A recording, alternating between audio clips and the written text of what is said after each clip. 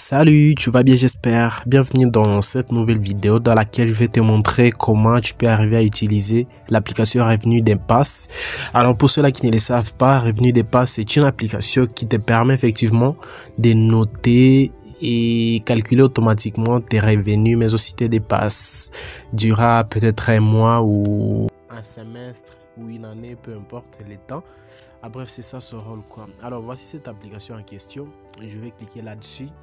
Et effectivement, il y a beaucoup d'options, mais nous, on va vraiment s'intéresser pour aujourd'hui à seulement deux options. Vous voyez, la première, ajouter un revenu. La deuxième, c'est ajouter une dépense. Voilà. On va d'abord ajouter un revenu par exemple. Je vais cliquer là-dessus. Et voilà.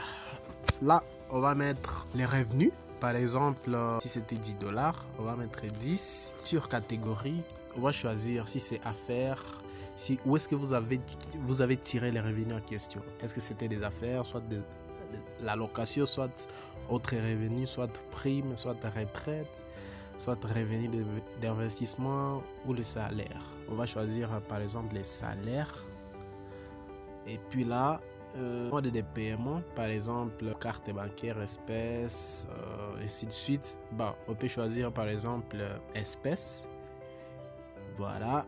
Et puis ici, on peut mettre les textes. Je vais mettre un texte, mon premier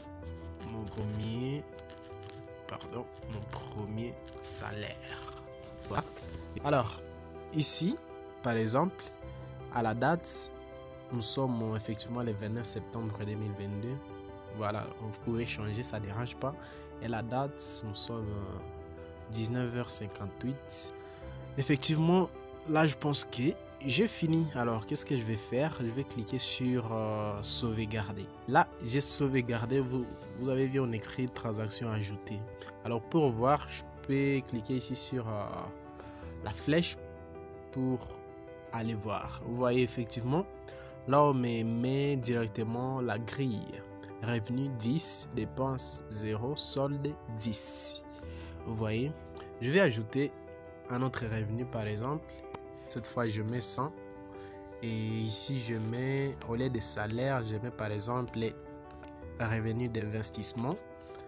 Et puis ici, par exemple, je mets je mets autre. Ici, je mets par exemple les bitcoins, effectivement. Et là, la date, ça peut rester comme ça. Et puis, je vais sauvegarder. Voilà, on dit transaction ajoutée. Je peux voir, effectivement, vous allez voir. Il y a maintenant ça est 10 $. Alors, essayez un peu d'ajouter aussi une dépense. Là, je clique sur cette option. Et puis, dépense, je mets par exemple 5. Et puis, ici, sur catégorie, je mets par exemple quoi? Qu'est-ce que je peux mettre? Je peux mettre article de toilette. Voilà, je clique sur article de toilette. Et ici, sur mode de paiement, bon, on va laisser comme ça. Espèces. Et texte facultatif, on peut laisser comme ça. Et puis voilà, on va ajouter pour la date, on va laisser comme ça. Et puis on va sauvegarder. Voilà, c'était 5 hein? Donc il faut que notre solde puisse nous donner compris ça et 5 parce que c'était ça et 10. Là la dépense va se soustraire automatiquement. Alors je vais à la page d'accueil. Qu'est-ce que je constate? Effectivement ici vous voyez solde ça et 5, dépasse 5 et revenu ça et 10. Donc c'est ça et 10 moins ça et 5 qui fait le solde de ça et 5. Je vais ajouter une dépasse. Je mets par exemple les 15. Catégorie c'est quelle dépasse effectivement. Aliment par exemple. Et puis mode de paiement espèces.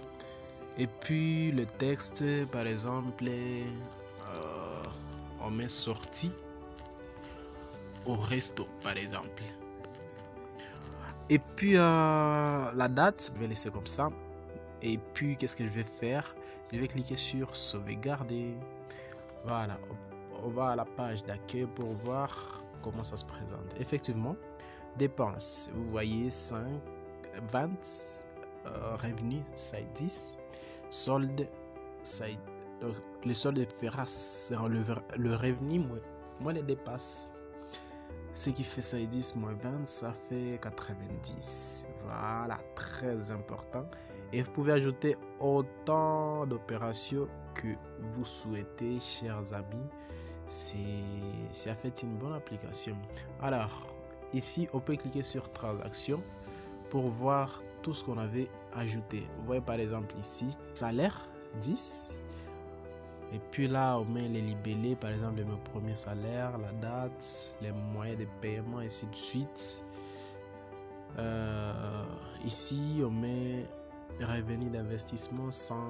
Bref, on donne toutes les transactions possibles que vous avez déjà effectuées.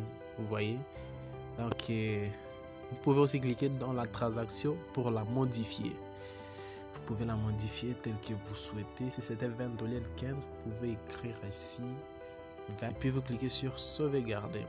Alors la dépasse, ça va se calculer automatiquement. Vous voyez ici, ça fait 85 au lieu de 90. Très important, chers amis.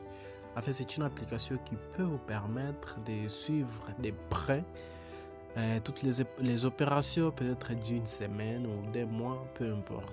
Alors, pour les autres options, on y revient peut-être dans la vidéo prochaine, mais je dis merci pour avoir visualisé cette vidéo. Et si vous l'avez aimé, n'oubliez pas de la partager aux amis, mais aussi de la liker pour nous donner beaucoup plus de force. Et on vous dit à très bientôt pour la nouvelle vidéo.